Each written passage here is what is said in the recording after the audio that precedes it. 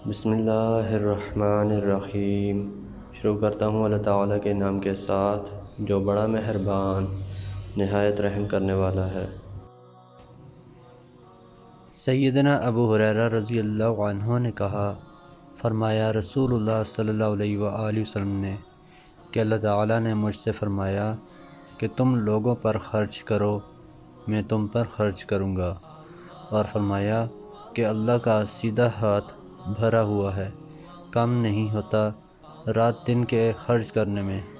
بھلا غور تو کرو کہ کیا کچھ خرچ کیا ہوگا جب سے آسمان اور زمین کو بنایا، تو اب تک ذرا بھی کم نہیں ہوا جو اس کے سیدھے ہاتھ میں ہے۔ فرمایا اور اس کا عرش پانی پر ہے اور اس کے دوسرے ہاتھ میں موت ہے، اور جس کو چاہتا ہے بلند کرتا ہے، جس کو چاہتا ہے پست کرتا ہے۔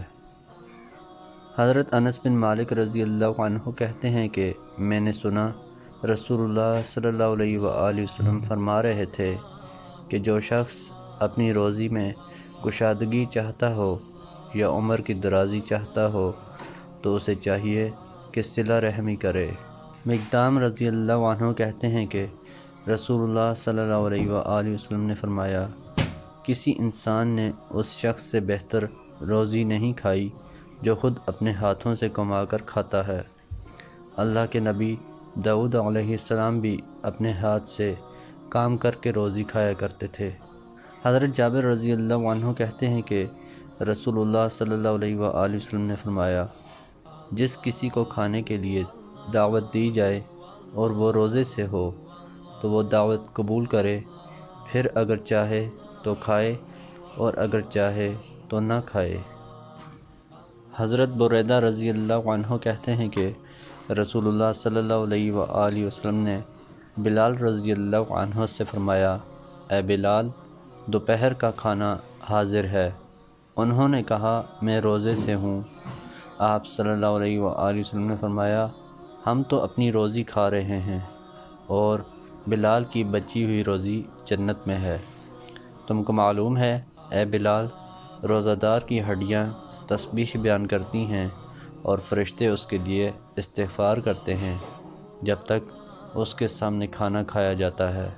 ام عمارہ بنت کعب رضی اللہ عنہا کہتی ہیں کہ رسول اللہ صلی اللہ علیہ وآلہ وسلم ہمارے پاس تشریف لائے تو ہم نے آپ کو کھانا پیش کیا۔ آپ کے ساتھیوں میں سے کچھ روزے سے تھے تو رسول اللہ صلی اللہ علیہ وآلہ وسلم نے فرمایا، روزہ دار کے سامنے جب کھانا کھایا جائے اور وہ صبر کرے تو فرشتے اس کے لیے دعا کرتے ہیں۔ زید بن خالد جہنی رضی اللہ عنہ کہتے ہیں کہ رسول اللہ صلی اللہ علیہ وآلہ وسلم نے فرمایا، جو کوئی کسی روزہ دار کو افطار کرا دے تو اس کو روزہ دار کے برابر ثواب ملے گا اور روزہ دار کے ثواب میں سے کوئی کمی نہیں ہوگی۔ حضرت ابو ہریرہ رضی اللہ عنہ کہتے ہیں کہ رسول اللہ صلی اللہ علیہ وآلہ وسلم نے فرمایا، ہر چیز کی زکوٰۃ ہے اور بدن کی زکوٰۃ روزہ ہے۔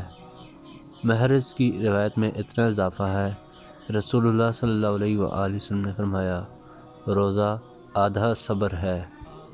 سیدنا ثوبان رضی اللہ عنہ نے کہا، رسول اللہ صلی اللہ علیہ وآلہ وسلم نے فرمایا، بہتر اشرفی جس کو آدمی خرچ کرتا ہے وہ ہے جسے اپنے گھر والوں پر خرچ کرتا ہے، اس لیے کہ بعض ان میں سے ایسے ہیں جن کا نفقہ فرض ہے، جیسے بیوی، صغیر اولاد، اور اسی طرح وہ اشرفی جس کو اپنے جانور پر خرچ کرتا ہے اللہ کی راہ میں یعنی جہاد میں، اور وہ اشرفی جس کو خرچ کرتا ہے اپنے رفیقوں پر اللہ کی راہ میں۔ اور ابو قلابہ نے کہا، شروع کیا عیال سے، پھر کہا ابو قلابہ نے کہ اس سے بڑھ کر کس کا ثواب ہے جو اپنے چھوٹے بچوں پر خرچ کرتا ہے، یا نفع دے ان کو اللہ پاک اس کے سبب سے اور بے پرواہ کر دے ان کو۔ محترم دوستو، اللہ تعالیٰ سے دعا ہے اللہ تعالیٰ ہمیں ان حدیث پر عمل کرنے کی توفیق عطا فرمائے، اللہ تعالیٰ ہمیں دونوں جہانوں میں کامیابیاں عطا فرمائے، آمین یا رب العالمین۔ ویڈیو کو ثواب کی نیت سے زیادہ شیئر کریں۔ جزاکم اللہ خیرا کثیرا، والسلام علیکم ورحمۃ اللہ وبرکاتہ۔